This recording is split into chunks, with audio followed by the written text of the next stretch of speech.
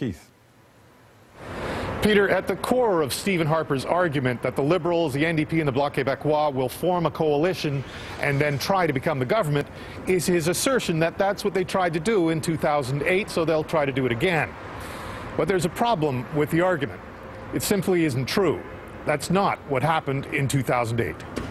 Unless Canadians elect a stable national government, Mr. Ignatieff will form a coalition with the NDP and Bloc Québécois. They tried it before. But here's what really happened in 2008.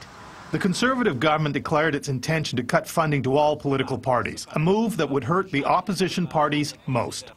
The opposition parties decided their only defense would be to defeat the government in the House of Commons.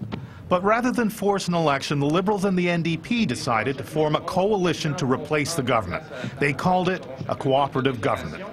This will be a Liberal-led government in collaboration with the New Democratic Party and with the support of the Bloc Québécois. Notice that Stéphane Dion talks only about having the support of the Bloc Québécois. In spite of what Conservatives said then and say now, the Bloc was never going to be a part of the coalition government. Here is the actual agreement.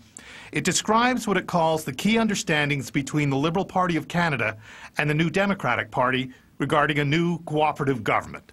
The Bloc is not included in that government.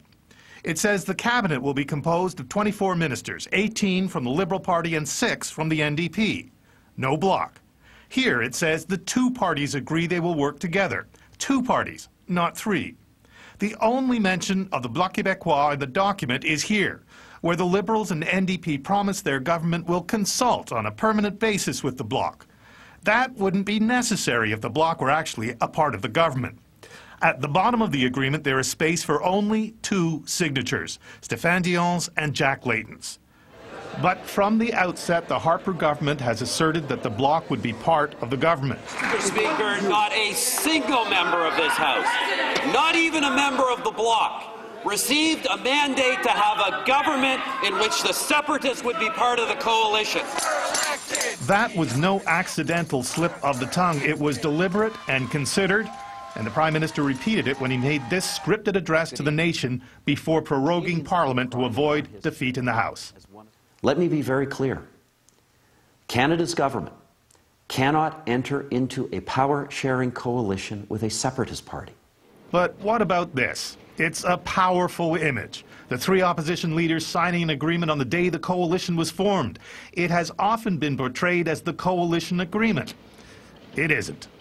This is the only agreement that all three leaders signed that day, a policy accord to address the economic crisis.